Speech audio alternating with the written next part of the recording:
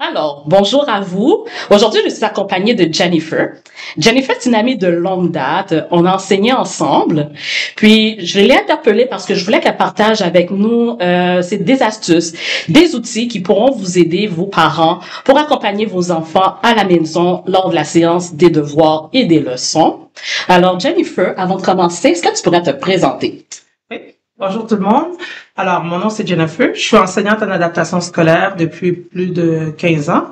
Et c'est ça. Moi, mon rôle, en fait, c'est d'aider les élèves, vos enfants, à pallier à leurs difficultés pour leur permettre de vivre des réussites. Lorsqu'on était à l'université, on nous enseignait sur les différents types de clientèle d'élèves qui ont des besoins particuliers. Puis, on nous montrait aussi différents styles d'apprentissage. Et je sais que toi, une approche qui est ton dada, c'est la différenciation pédagogique. Est-ce que tu pourrais nous parler de ce qu'est cette approche? Oui. En fait, la différenciation pédagogique consiste, pour que ce soit clair, c'est que l'enseignant va de l'enfant, du niveau de l'enfant à ce que il doit apprendre. Contrairement à l'apprentissage régulier dans les classes régulières, où ce que le professeur donne sa matière et c'est à l'élève de suivre le professeur. Donc, cette approche-là de différenciation, on permet à ce que l'enfant puisse être vraiment interpellé à faire le travail. Et il y a en fait 3 axes où ce qu'on se base par rapport à cette approche-là. On fait dans un premier temps comprendre à l'élève la valeur de la tâche, c'est-à-dire pourquoi il fait cette tâche-là et c'est quels seront en fait les impacts quand il va être en mesure de réussir cette tâche-là. Puis, qu'est-ce que ça m'amène à penser souvent lorsqu'on est en enseignement, on présente un travail à l'enfant, la première question qu'il va nous poser, c'est comme, est-ce que ça va être noté? À quoi ça va me servir dans la vie? Donc, si l'enfant n'a pas le sens de qu'est-ce qu'il fait, dans le sens, pour lui, pourquoi qu'il le ferait? Exactement. Donc, il faut absolument faire ressortir la valeur de la tâche, la rendre signifiante auprès de l'élève. Le deuxième axe, c'est la contrôlabilité, c'est-à-dire qu'il faut que l'élève ait du contrôle sur qu'est-ce qu'il est en train de faire. Est-ce qu'il y a les outils nécessaires pour le faire? Et c'est très, très important parce qu'on peut pas lui mettre un travail dont il n'a pas les outils. Donc là, c'est sûr qu'on va faire face non seulement à de la frustration, mais à une démotivation. Et le troisième axe, c'est l'engagement. Donc, si les deux sont pas atteints, le troisième, c'est sûr qu'il sera pas atteint. L'élève pourra pas s'engager et il ne pourra pas non plus être capable de se mobiliser parce que il n'y a pas la valeur de la tâche, il n'a pas non plus du contrôle sur la tâche et il pourra pas amorcer la tâche. Donc l'engagement, c'est la motivation. Donc il y aura aucune motivation à faire ce travail-là. Donc nous, en différenciation pédagogique, met en place ces 3 axes-là et ça va avec le champ d'intérêt de l'élève. C'est-à-dire concrètement, si votre enfant aime le soccer, ben on fait des parallèles par rapport au soccer, par rapport à la valeur de la tâche. Exemple, si c'est un joueur qui aspire à être professionnel, puis on fait, on va dire, des fractions, puis on lui dit, ben si ton entraîneur te dit d'aller aux 3/4 du terrain, comment tu fais pour savoir? Donc là, un élève qui aime le soccer, c'est sûr que la valeur de la tâche, pour lui, elle est déjà présente parce qu'il doit connaître le 3/4 du terrain. Le terrain du soccer, c'est déjà un élément qu'il connaît. Et pour lui, ça a de la valeur, il y a un sens, parce qu'il a à se présenter aux 3/4 du terrain. Et donc, pour ça, c'est déjà très signifiant. Et il y a du contrôle sur cette tâche-là parce qu'il sait c'est quoi le terrain. Et en fait, bon, pour ceux qui savent les fractions, ton terrain, tu dois le diviser en 4. Et si on te dit 3/4, ben tu comptes 3 sections du terrain. Donc, et aussi, il va s'engager parce que les 2 axes ont été comblés. Donc, puis des fois aussi, quand on parle de contrôlabilité, excuse-moi, un élève qui bloque à quelque part, puis qui voit que c'est difficile, il n'y a pas le contrôle sur ce qu'il fait. Est-ce que toi, qu'est-ce que tu conseillerais, c'est de reculer dans les acquis passés pour pouvoir venir là où est-ce qu'il est rendu. Tout à fait. Ça veut dire qu'un enfant, comme on dit, quand il bug ou que le parent voit que c'est pas compris, au lieu de toujours comme répéter, il faut en fait aller voir. Moi, qu'est-ce que je fais? En fait, c'est que je laisse l'enfant faire l'erreur parce que je me dois d'aller voir comment il fonctionne dans son processus. Donc, je dois le laisser complètement. Donc, quelqu'un qui est toujours en train d'arrêter un élève, ça va le brimer. Il faut qu'il fasse complètement sa démarche et que même si on sait que la démarche est fausse, il faut le laisser terminer, surtout pas l'arrêter et qu'il prenne le temps d'expliquer pourquoi il a fait cette démarche-là. Par rapport à la démarche qu'il vient de faire, sachant qu'elle est fausse, on revient puis on va voir qu'est-ce qu'il n'a pas compris. Donc, si je prends encore l'exemple des fractions, s'il n'a pas compris que 2 entiers et 1/5, ben en fait c'est 2 entiers, donc c'est 10/5 plus 1/5. Donc on prend le temps de l'illustrer par un schéma ou de le mettre dans un contexte. Il y a toujours le contexte de la boîte de chocolat qui fonctionne très bien. Et on le fait soit par un schéma. Si ça fonctionne pas par un schéma, ben on va aller prendre vraiment des objets.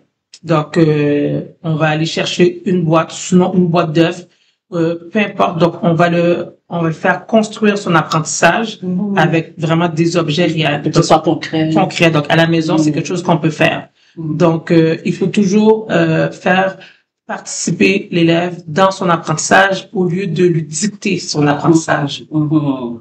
Ouais. Puis, dis-moi, comment un parent peut-il reconnaître les besoins spécifiques de son enfant en matière d'apprentissage à la maison? Donc, déjà, il y a le temps. Si pour une tâche donnée, on voit que le temps, c'est trop long, il y a déjà, une certaine problématique parce que il y a, qu'est-ce qu'on disait, la progression des apprentissages. Donc, normalement, dépendant où ce que l'enfant est, il y a des acquis qui étaient supposés d'avoir. Donc, dans son coffre à outils, il devait avoir des connaissances antérieures. Donc, si on voit qu'il bloque puis qu'il n'arrive pas à réaliser une tâche, c'est souvent parce qu'il lui manque des connaissances antérieures. Donc, il faut aller retourner en arrière, consolider ces connaissances-là avant de lui donner une nouvelle tâche, bien une nouvelle connaissance. Parce que on doit faire asseoir des connaissances l'une sur l'autre.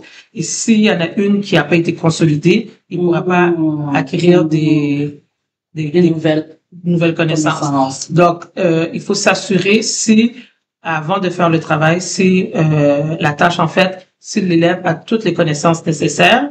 Et sinon, mais c'est vraiment de faire un retour en arrière et de lui montrer que pour pouvoir faire...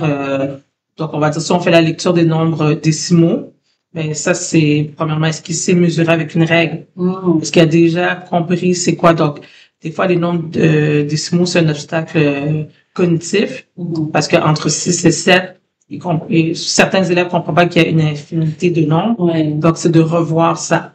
Donc, c'est ça. Il faut vraiment s'assurer par rapport si l'élève a toutes les connaissances antérieures pour commencer la tâche. Donc, c'est ça. Faut vraiment pas, quand je pratique. Insister. Faut insister, c'est ça. Faut pas se dire, oh non, on va perdre du temps, puis faut se dépêcher. Mais il faut vraiment dire, regarde, non, je vais m'arrêter, on recule pour pouvoir après ça mieux avancer. C'est ça. Donc, il faut pas insister sur si on voit que ça bloque, il faut aller voir c'est où que ça bloque.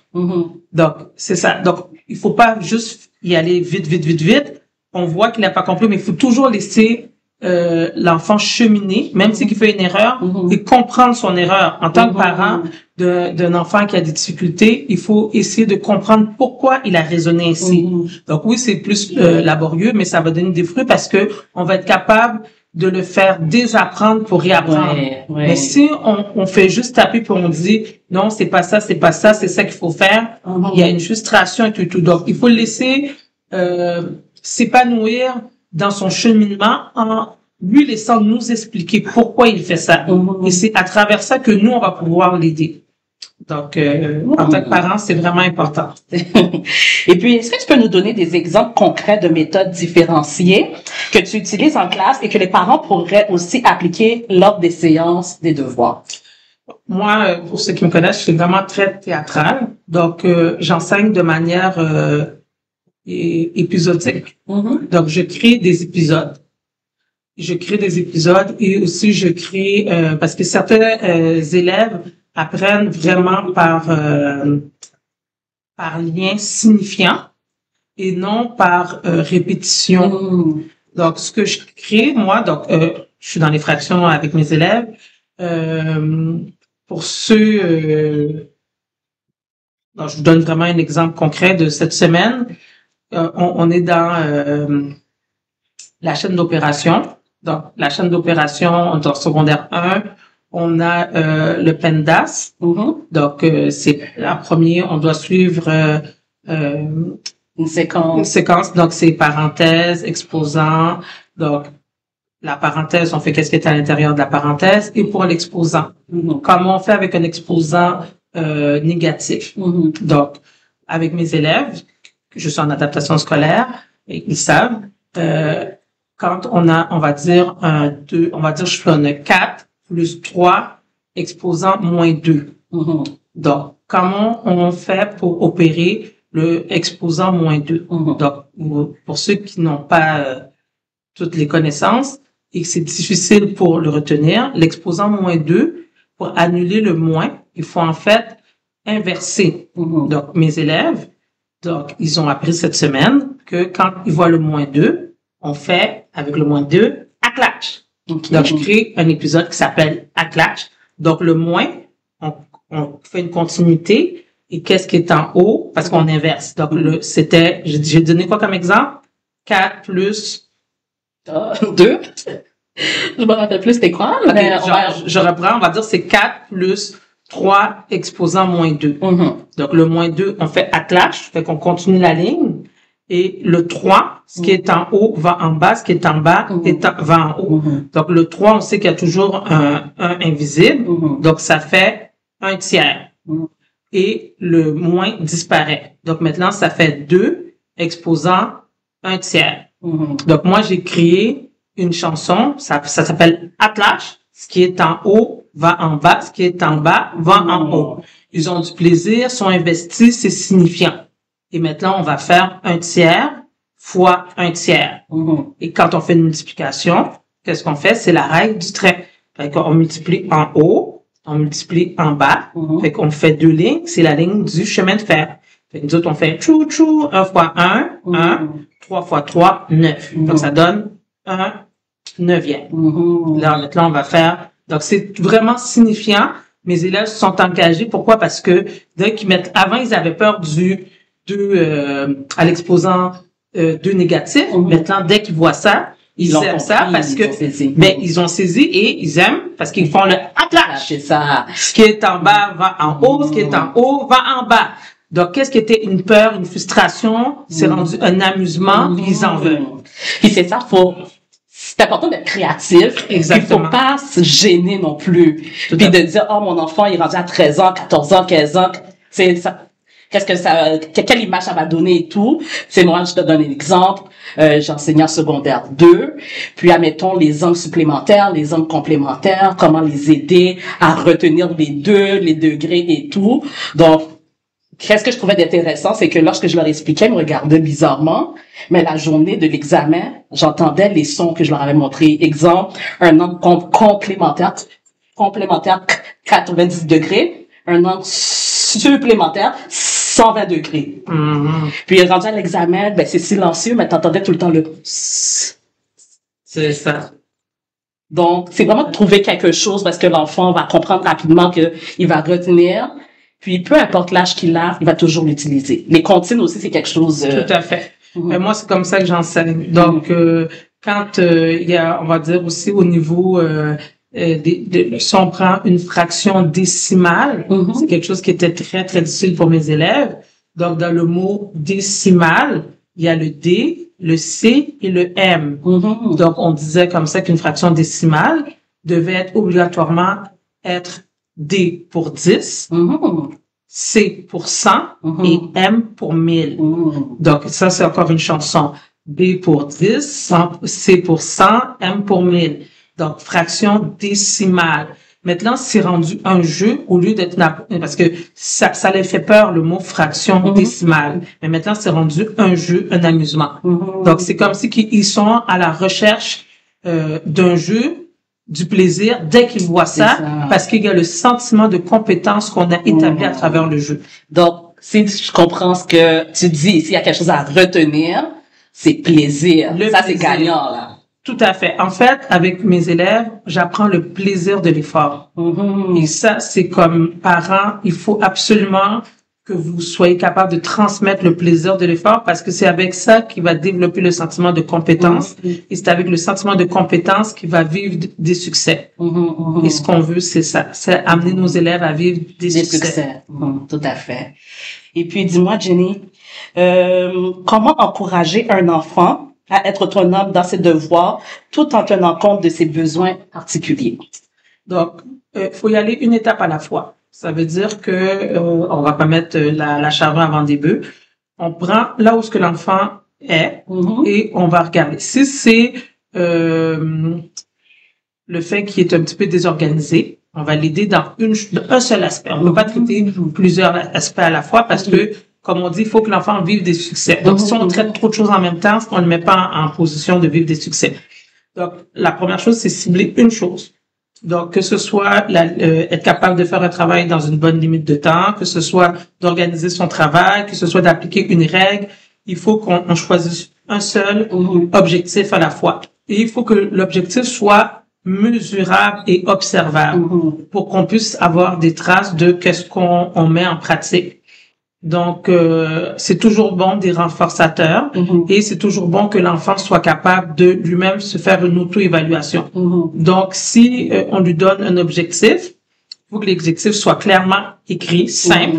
Exemple, puis c'est toujours bien formulé sur une forme positive. Je suis capable de terminer mon temps avec le temps selon le temps demandé, où je suis capable d'organiser mes traces, mes démarches. Je suis capable de poser des questions. Donc c'est ça dépend. Et il faut que l'enfant soit capable aussi de s'auto-évaluer. Donc il faut lui remettre un outil, que ce soit un questionnaire ou bien une checklist qui doit s'évaluer. Et il faut en fait lui donner un objectif, des défis qui sont atteignables.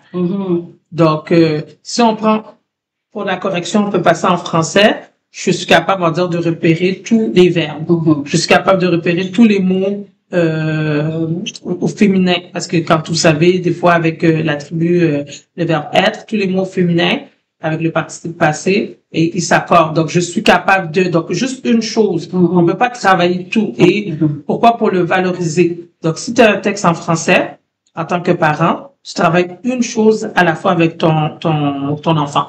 Et tu vas, après, c'est sûr, si tu as un enfant qui aime, je sais pas moi, les jeux vidéo, tu peux lui acheter des petits collants de jeux vidéo, tu peux lui donner parce qu'il est le renforçateur social, c'est bien. Quand l'effort est encore un petit peu plus poussé, on peut mettre des renforçateurs qui soient matériels, soit des collants ou soit ça peut être des privilèges. Des privilèges, exactement.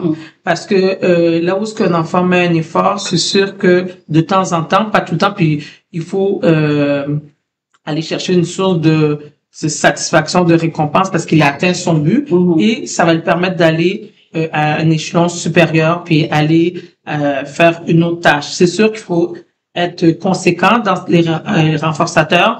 Renforçateurs sociaux, c'est toujours bien. Puis comme je vous dis, il faut que moi j'aime bien le collant, le B ou bien l'étoile ou après justement un privilège. Donc quand on parle du matériel, ça peut être je sais pas moi soit une boisson pétillante, quelque chose comme ça, dépendamment parce que vous connaissez vos enfants, mais pas d'aller tout de suite $50, $50 une soirée au cinéma. Non, faut que ce soit progressif, proportionnel à la tâche, puis aussi il faut qu'il soit en mesure de s'apprécier lui-même, de vivre sa victoire. Et, en fait, le plaisir, la satisfaction, il doit apprendre à l'apprécier lui-même. Puis, parfois, qu'est-ce que j'entends aussi, puis même dans le milieu scolaire, entre collègues, on entend des affaires comme ça. Oh, mon enfant est rendu en secondaire 1, il est déjà autonome. J'ai plus besoin de m'occuper, de vérifier ce qu'il a à faire. Il est autonome. Qu'est-ce que tu dirais par rapport à ça?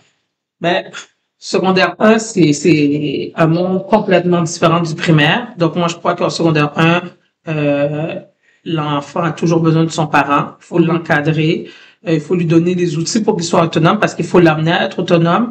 Il faut le responsabiliser. Et donc, les devoirs, il faut lui donner, en fait, le moyen d'être autonome. Parce que au secondaire, maintenant, il y a une plateforme où ce que les enseignants déposent soit des devoirs et des fois, le parent n'a pas nécessairement accès. Donc, c'est d'aller avec lui chaque jour, regarder s'il est... Puis je pense que certaines écoles ont peut-être entre 6 et 7 enseignants différents pour le secondaire 1.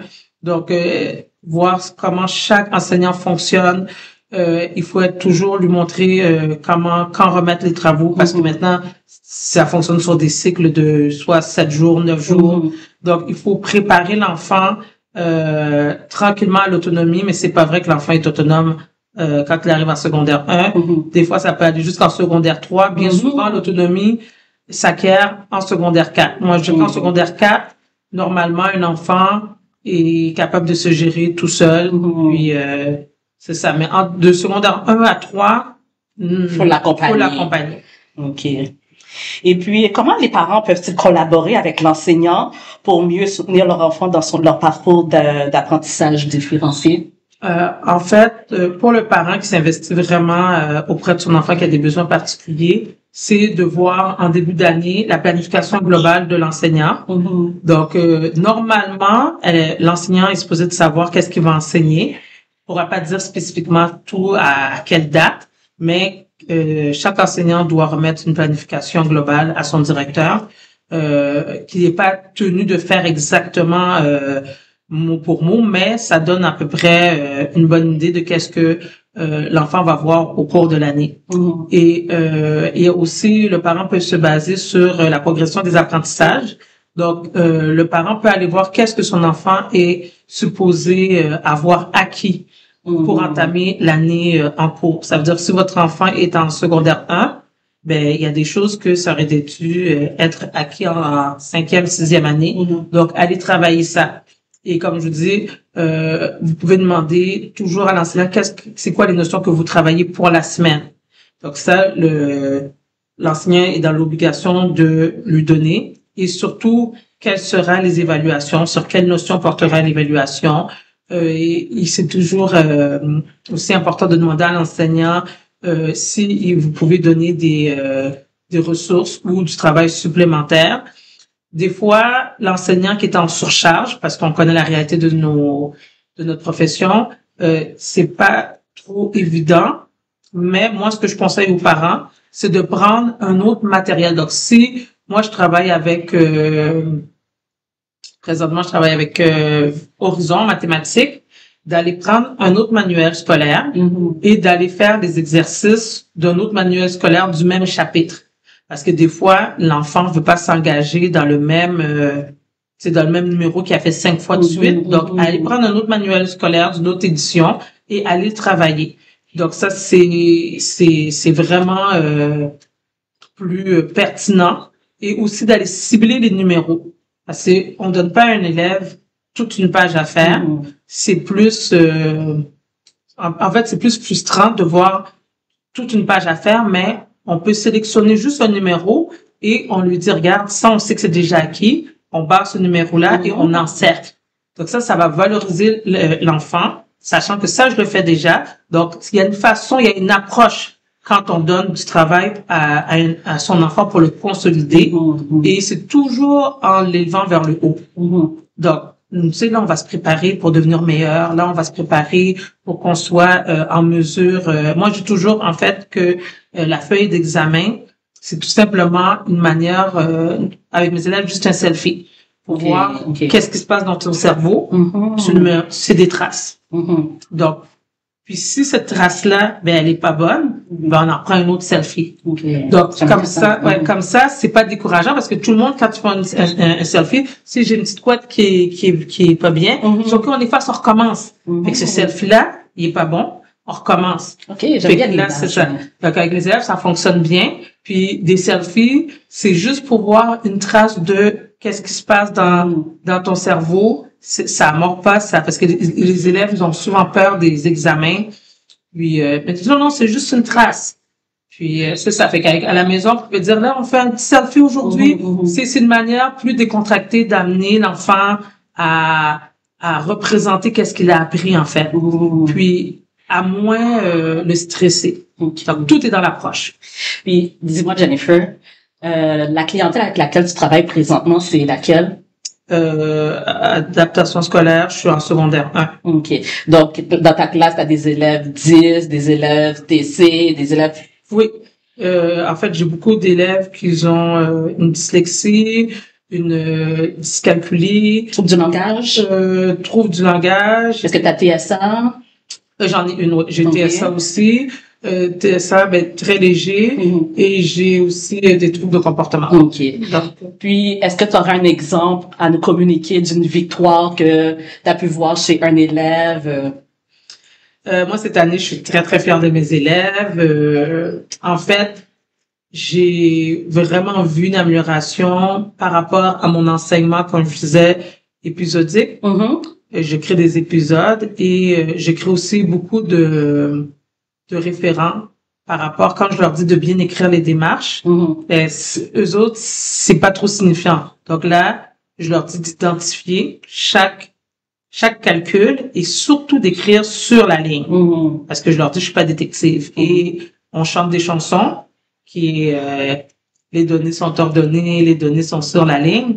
Et grâce à ça, à la méthodologie du travail, j'ai eu des élèves que ils ont eu, avant ils avaient des 35% dans leur examen. J'en ai une qui a eu un 80, tout simplement parce qu'elle a organisé son travail, qu'elle a identifié ses démarches, elle a écrit sur la ligne. Donc, ça les valorise et ils sont fiers de voir leur travail. Puis c'est eux-mêmes qui l'ont produit. Donc, cette année, j'ai plusieurs réussites qui passaient de 40 à 50 et que là, j'en ai des 70, 75, mais j'ai des 75 qui vaut même des 100% parce que on part de loin. Donc, oui, je suis vraiment fière de mes élèves. Puis, qu'est-ce qui t'a amené en adaptation scolaire? T'aurais pu aller en enseignement régulier, français, mathématiques, enseignement du primaire, mais pourquoi adaptation scolaire? Moi, en fait, je crois que j'avais le besoin d'être une personne signifiante pour des jeunes et j'aime donner l'espoir aux jeunes, j'aime créer ce sentiment de compétence, j'aime construire l'élève, en fait, parce que plusieurs de nos élèves, ce sont des élèves qui, malheureusement, ont pas eu la chance d'avoir une bonne estime d'eux-mêmes, qui le système les a même détruits. Donc moi, j'aime reconstruire l'élève et aussi des fois, on ne sait pas dans quel milieu familial que l'élève est élevé. Donc des fois, c'est même des parents qui sont aussi démunis. Donc ils n'ont pas les bons outils pour aider leur enfant. Et moi, j'ai vraiment à cœur d'aider les élèves qui ont besoin d'être reconstruits. Donc, c'est pour ça que j'ai décidé d'aller en adaptation scolaire. Ça me rejoint plus aussi au niveau de mes valeurs. Puis, je sais aussi que, en plus d'enseigner, tu donnes des cours particuliers, le soir en semaine, en fin de semaine. Est-ce que tu peux nous en parler? Oui, moi, en fait, je suis dans 2 régions administratives. Je suis à Trois-Rivières, ça c'est dans la section de Mauricie, et je suis aussi à Montréal, Repentigny. Donc, les fins de semaine, je donne des cours particuliers à Montréal, Repentigny, et la semaine, je suis à Trois-Rivières. D'ailleurs, j'enseigne maintenant à Trois-Rivières. Puis, c'est ça. Donc, j'ai soit une clientèle pour de l'enrichissement. Donc, j'ai des élèves qui, eux, veulent aller plus loin. Donc, c'est des élèves qui aspirent vraiment. Bon, j'ai mes enfants qui sont sport-études. Donc, sport-études, il faut maintenir une moyenne. Donc, j'ai un petit groupe d'élèves que eux aussi, ils aiment ça, être toujours des élèves élites. Et j'ai aussi des élèves en adaptation scolaire qui, eux, je travaille beaucoup la métacognition, beaucoup de trucs mémotechniques pour que ceux qui c'est difficile le par cœur. Donc, on travaille vraiment là-dessus sur différents besoins des différentes clientèles. Puis, comme tu disais, c'est ça, tu es en adaptation scolaire, moi aussi. Parfois, on pense que les élèves, comme ils ont grandi d'année en année, ils ont vécu des difficultés, des échecs. Est-ce que tu penses que c'est possible que ces élèves-là, à un moment donné, intègrent le régulier ou réintègrent le régulier, ou c'est de l'adaptation scolaire à vie? Non. C'est possible. C'est sûr que il y a des traces à fournir. Moi, présentement, j'ai 2 élèves que j'ai pris en charge de les faire réintégrer le régulier. Et on travaille, c'est sûr, avec les parents. Ils en font un peu plus. Et ça va très bien. Donc, pour réintégrer le régulier, il faut être en mesure de suivre. Les adaptations vont toujours être là. Si un élève a un pays, un plan d'intervention, on peut être au régulier. En fait, c'est au niveau des résultats. Ça veut dire qu'il faut être en réussite en français et en mathématiques et aussi le comportement. Donc, il faut être capable de gérer ses émotions. Ça veut dire et aussi d'être capable de fonctionner dans une classe normale. Donc, il y en a, c'est beaucoup des besoins au niveau du fonctionnement qu'on travaille. Parce que ça va vite. Au secondaire, on change de classe. Donc, le fonctionnement. Donc, présentement, mes élèves n'ont pas de problème au niveau du fonctionnement en classe. C'était au niveau des apprentissages. Mais sincèrement, évidemment, je suis leur titulaire cette année. Simplement, ils n'avaient pas cette façon-là de faire. Donc, à mesure, un enfant qui est débloqué, puis qui a compris la valeur de la tâche, il est débloqué, il va bien. D'ailleurs, je salue mes anciens élèves qui ont... Moi, en fait, mes élèves, c'est on les rend autonomes. C'est pas mon but, c'est pas de les rendre dépendants de moi. Au contraire. Donc, quand ils sont débloqués, quand ils ont compris, c'est compris, c'est acquis, puis ils ont un sentiment de compétence tellement renforcé que ils sont capables de voler de leurs propres ailes. Et c'est ça, en fait, la réussite. C'est quand on est autonome et indépendant dans ses apprentissages. Donc, parfois, le passage en adaptation scolaire, on dit c'est un passage. Exactement. Puis c'est de préparer l'élève pour qu'il puisse intégrer ou réintégrer le régulier. Tout à fait, en lui donnant les moyens de réussir. Donc, c'est quand même un faible pourcentage, mais je dirais entre 6%, je vous parle globalement, sont capables de réintégrer le régulier. Oui. Donc, avant de terminer, Jennifer, je voulais savoir si tu avais une chose à dire aux parents, une chose que tu voudrais qu'ils retiennent de la rencontre qu'on vient d'avoir, qu'est-ce que ça serait? Moi, pour les parents qui ont des élèves, des enfants, en fait, à besoins particuliers, c'est en fait que les parents sont la source, en fait, la première référence, le premier miroir par lequel leur enfant se voit. Donc, c'est très, très, très important quand on aborde les devoirs, les leçons avec l'enfant, de les faire sentir grands, de les faire, donc, le sentiment qu'ils ont par bien souvent des parents. Tu es capable. Je sais que en fait, il faut que les parents leur donnent la possibilité de vivre des petits succès pour renforcer leur sentiment de compétence.